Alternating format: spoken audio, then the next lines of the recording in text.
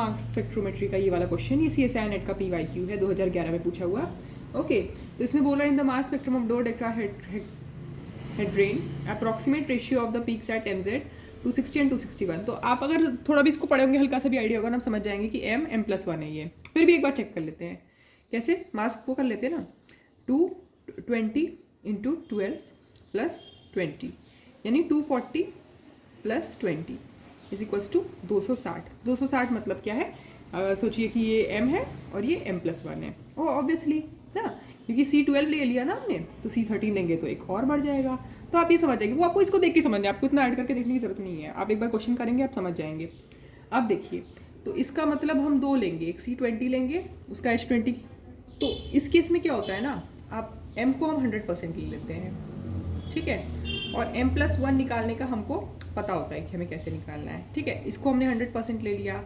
Okay, अब देखिए M तो सोचिए 100 है ना, और ये चेंज जो है वो तो कार्बन की वजह से हुआ है। तो M+1 आपको ये निकालने का ना फॉर्मूला पता होना चाहिए। फॉर्मूला क्या, देखिए अगर हम लोग सोचिए M+1 का होता है ना, तो अगर हम सोचिए कार्बन की बात कर रहे हैं तो वो 1.1% है, ये रेशियो होता है 100:1.1%। C12 को 100 लिए तो C13 को 1.1%, ठीक है। तो इसको 1.1% तो BC है, कार्बन तो BC है, तो 20 इंटू 1.1 प्लस 20। हम इसको इतना कम आएगा, हाइड्रोजन को इग्नोर भी कर सकते हैं, बट स्टिल हाइड्रोजन 20 इंटू 0.015।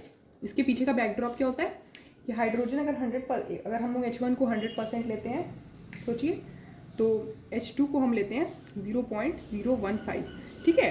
तो अब बात ये है ना कि इसको हम इग्नोर कर सकते हैं, हमें ज़रूरत नहीं है इसको वो करने की, इतना छोटा वैल्यू है, पर स्टिल देख लेते हैं करके।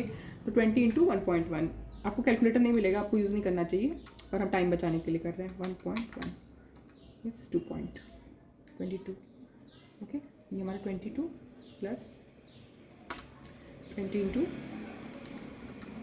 0.015,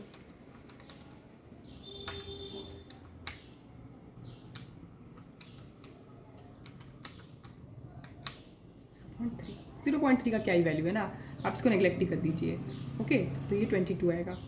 तो अगर 100:22 करें, अप्रॉक्सीमेटली किसके तरह आएगा, 22 को तो 20 भी लिख सकते हैं, तो 5:1 जैसा है। देखिए, और तो कहीं से नहीं वो मैच कर जाएगा ना, 5:1 ही हो सकता है, तो इसका आंसर 5:1 होगा।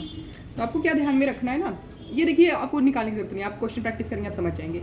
आपको बस एक टेबल याद करना होता है कि कार्बन अगर 100 है C12, तो जो C13 है वो 1.1 है। H1 अगर 100 है तो H2 जो होता है वो 0.015 है।